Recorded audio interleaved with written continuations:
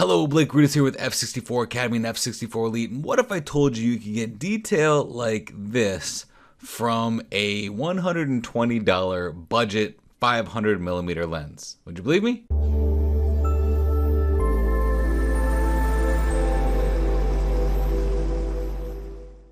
So as a landscape photographer, there are some times that I need a little bit more reach than what my 70-200 can offer me.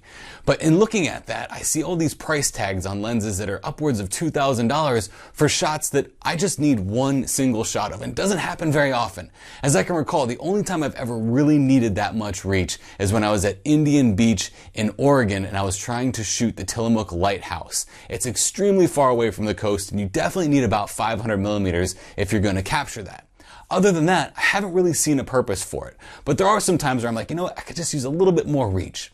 So I recently went out to Kansas City to photograph the lighting of the Western Auto sign, which might mean nothing to you guys, but to us Kansas Cityans, it is really important because it was shut down in the early 2000s and is now relit. Our skyline looks gorgeous because of it.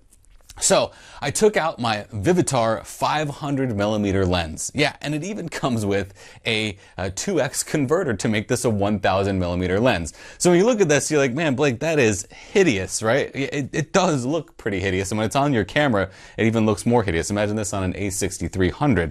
But the thing is, it kind of resembles a lightsaber handle a little bit.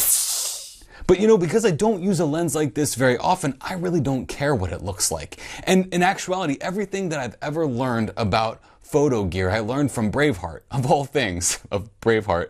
So there's this scene where young William Wallace wants to go to battle with his dad. He's probably about 6 years old. And he goes, "Dad, but I can fight." And his dad goes, "You know, I know you can fight, but it's our wits that make us men," as he points to his head. So then later on in his life, after his uncle comes to visit him, his uncle says he's going to teach him some things. And William Wallace picks up a sword because he wants to avenge his father and his brother.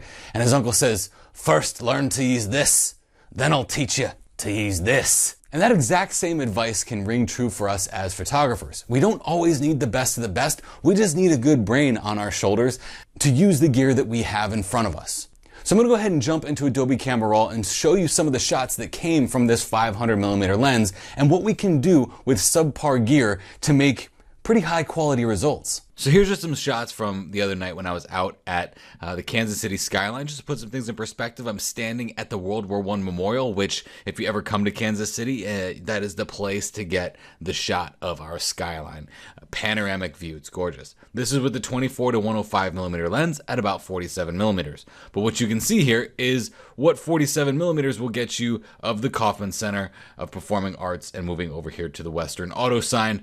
So I'm going to show you just some examples of, some shots from the 70-200 plus the 500mm and even one with the 1000mm reach on there. So just going up to this image, this is from the Kauffman Center.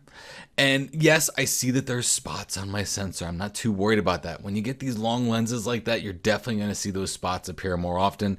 I'm not too worried about that or concerned about that. But what I really wanted to gather with this image was just to show you that it can get some pretty good reach. And if you zoom in up to, 100% or so, it's got some pretty darn good detail in it, doesn't it?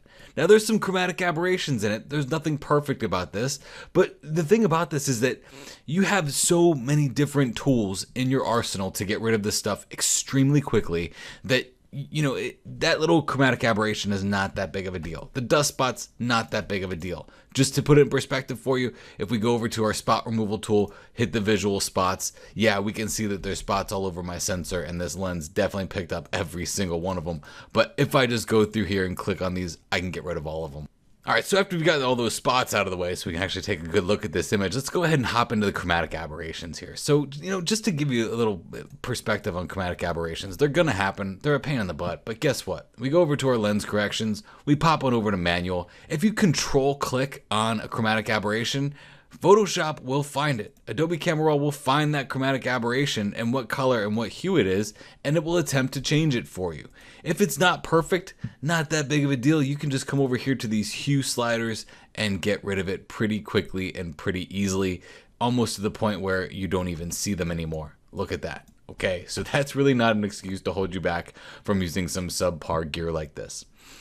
So the detail is pretty good, you know. I mean, here we're even zoomed in up to, 200%, and that might not look that great in here in Adobe Camera Raw, but you'd be shocked what I can do with that in Photoshop when I show you this little tool. So this is the Western Auto sign. This is what I went to shoot. This was at 500 millimeters. This one as well was at 500 millimeters. And you can see that the sign definitely still has quite a bit of detail in it, to the point that I'm even very satisfied with this shot. I'd be very happy with this shot. Not a problem at all. Popping on down to here, you can see that I used it at about 500 millimeters, shooting into the sign once the sign had started to light up.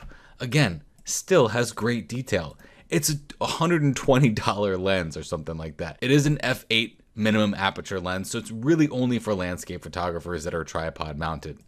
Here we are at 1,000 millimeters, shooting into the sign as it's getting a little bit darker, so the sign was a lot harder to photograph. A couple things about this Western Auto sign: it was shut down in 2000. It was on intermittently in between 2000 and 2014, and shortly after 2014 they shut it down and turned it off completely. In the time when you would shoot the skyline in the past, it wasn't this bright. They just reinvigorated it. They put all new LED bulbs in here, so it is very bright and kind of difficult to photograph. At 1,000 millimeters, we definitely start to lose some of that detail, but I can guarantee that that's coming from the fact that it's got a 2x teleconverter on it. That is a piece of glass that's about maybe the size of my index finger around. So, the glass that's in there for that teleconversion is not very good at all. But when am I going to need a 1,000 millimeter lens? To put some other things in perspective, this is a 70 to 200 shot at 200 millimeters. This is 500 millimeters. So this is the Sony FE 70 to 200, and this one's at 500 millimeters.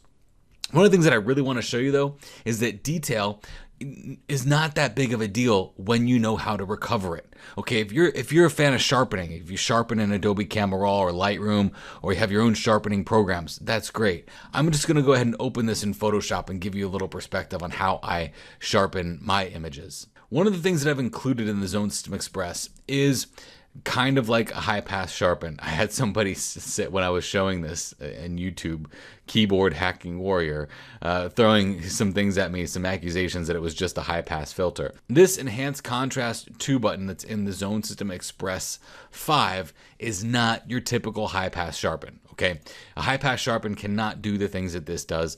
I'm not telling you what it does because I don't want people stealing my technology from me. So if I just hit this enhanced contrast 2 button, you'll see that it makes a really ugly looking photograph, right? It's not that great. What it does is it's got a linear light high pass filter attached to all the little algorithm that I created to give you this type of sharpening. If we were to zoom in to our building in the background here, you can see just how sharp this is. At 2.5 pixels, that's a little bit too much and everything's going to get over sharpened. But if we just go to like 1 pixel or maybe 0.5 pixels, let's say 1 pixel, okay? If we go to 1 pixel, this is controlled by fill. Look at the detail here. I'll zoom in a little bit more. Look at that detail. That's insane. It almost appears like this lens was slightly out of focus, which it very well could have been because it is a nightmare to focus. But even with it slightly out of focus or just a very soft edge on that, look at the amount of detail that I was able to pull from that with that enhanced contrast too. So sometimes it's not just about the lens that you're using, it's about the tools that you use to extract the information that is in those tools. Just like Adobe Camera Raw can make a raw image awesome, we have other tools that can make other photographs awesome as well. I tend to use my Zone System Express because I love it. Am I saying this because I want to, make this an infomercial for the Zone System Express? No, I'm saying this because I don't want you to hold yourself to the limitations of the gear that you have. Maybe you can't afford a $2,500 500 millimeter lens. I'm right there with you. I think that's a little ridiculous, especially for my line of work. I don't want you to hold yourself back because of the gear that you have. It's kind of like the William Wallace thing I alluded to earlier. It's not just about having a sword, it's how you use that sword, okay? You can have the best sword in the world.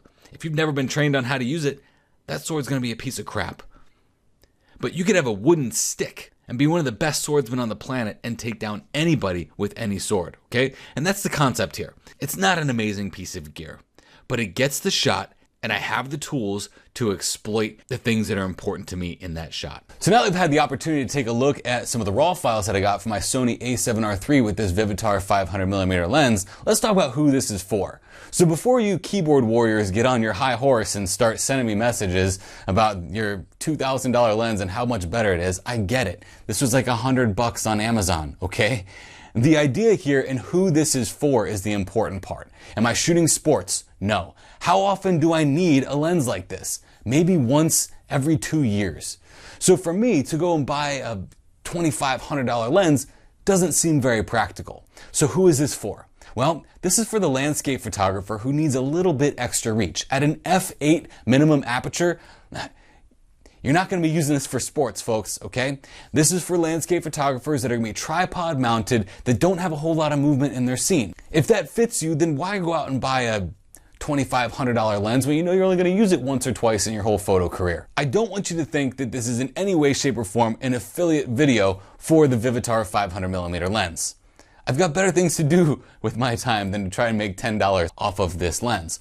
What I'm bringing to you today is not necessarily a sales video on the Vivitar 500mm lens, but more of a use your brain and use the gear that you have in front of you and know that even with subpar gear, you can still get high quality results if you have the right tools like Adobe Camera Raw and Photoshop.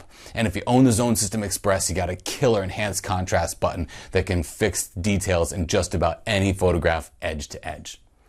So again, my name is Blake Rudis with F64 Academy and F64 Elite. If you've got this lens, tell me what you think. If you've got a bigger, maybe a mirrored lens, I'd love to hear your thoughts on some of these low budget lenses that you've gotten great results from. If you like this, please comment on it, share it, and tell a friend. Thank you very much for taking the time to watch this. I sincerely appreciate it.